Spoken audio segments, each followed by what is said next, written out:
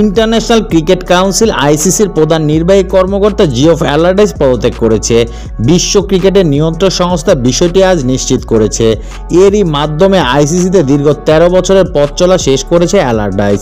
2012 সালের ক্রিকেট অস্ট্রেলিয়ার অপারেশনস ম্যানেজারের দায়িত্ব ছেড়ে মহাব্যবস্থাপক হিসেবে আইসিসিতে যোগ দিয়েছিলেন অ্যালারডাইস। 2021 সালের নভেম্বরে তিনি প্রধান নির্বাহী হিসেবে নিয়োগ পান।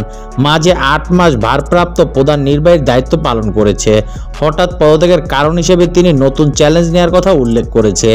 আইসিসির প্রকাশিত বিবৃতিতে অ্যালারডাইসের ভাষ্য, আন্তর্জাতিক ক্রিকেট কাউন্সিলের প্রধান নির্বাহী কর্মকর্তার দায়িত্ব পালন করতে পারা আমার জন্য সম্মানের। ক্রিকেটকে বিশ্বব্যাপী ছড়িয়ে দেয়া থেকে শুরু করে আইসিসি সদস্যদের জন্য বাণিজ্যিক ভিত্তি স্থাপন করা পর্যন্ত আমরা যা অর্জন করেছি আমি তাতে সত্যিই গর্বিত।